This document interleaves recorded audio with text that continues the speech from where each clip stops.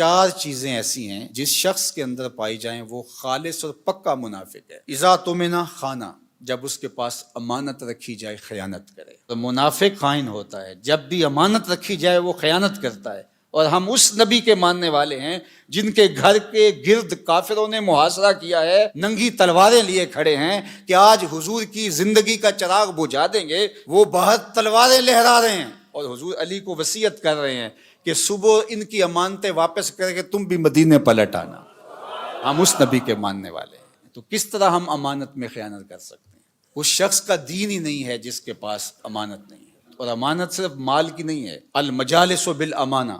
اگر کسی مجلس میں کوئی ایسی بات ہوئی ہے تو وہ مجلس تک رہنی چاہیے، باہر اس کو مشتہر نہ کیا جائے، بلکہ تم سے کوئی شخص بات کرے اور بات کرتے ہوئے دائیں بائیں دیکھے تو اس کا مطلب یہ ہے کہ وہ ڈر رہا ہے کہ کوئی اور نہ سن لے، تو اس بات کو بھی آپ امانت کے طور پہ اپنے پاس رکھنے کے پابند ہیں، اس لیے کہ اس نے آپ پر اعتماد کیا اور اس نے آپ کو بتائی اور آپ نے اس کی تشہیر کر دی، تو پھر یہ بدترین صورتحال ہے۔ تو فرمایا مومن کی کیا شان ہے کہ وہ امانت دار ہوتا ہے، اور منافق کی پہلی علامت کیا بتائی؟ اذا تمنا خانہ، جب اس کے پاس امانت رکھی جائے تو وہ خیانت کرتا ہے۔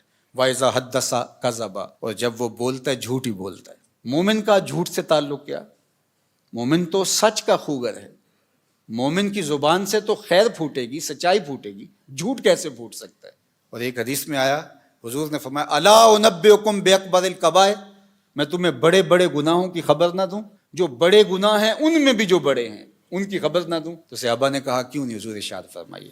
تو آقا کریم نے فرمایا الاشراک باللہ، اللہ کے ساتھ کسی کو شریک ٹھہرانا۔ پھر ارشاد فرمایا وعقوق الوالدین، والدین کی نافرمانی کرنا۔ وجلس وکانا متکئا، تیسری چیز بیان کرنے کے لیے حضور ایسے ٹیک لگائے بیٹھے تھے، حضور نے ٹیک چھوڑ دی، بات کی اہمیت کو اور اجاگر کرنا تھا۔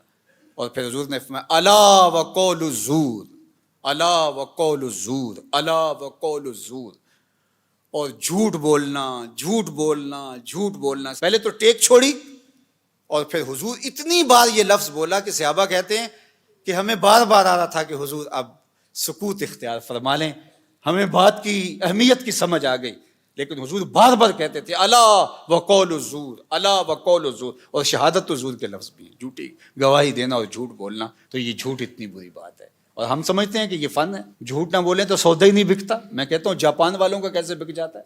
پوری دنیا بیچ رہی ہے، ہمارا نہیں بکتا۔ ہم پھر سودا نہیں بیچ رہے، ہم جھوٹ بیچ رہے ہیں، جو بیچیں گے کمائی بھی پھر اس کے مطابق ہوگی۔ تو فرمایا جب بولے جھوٹ بولے، یہ منافق کی علامت بتائی گئی۔ وَإِذَا عَاهَدَ غَدَرَ، اور جب عہد کرے تو عہد کو توڑ دے۔ لا دین لمن لا عہد لہ، اس کا دین ہی نہیں ہے جس کا عہد نہیں ہے۔ ہمارے ایک ذمہ دار شخص نے یہ بات میڈیا کے سامنے کہی تھی کہ جو عہد ہے، وعدہ ہے، وہ کوئی قرآن و حدیث ہے؟ ہاں قرآن و حدیث ہے۔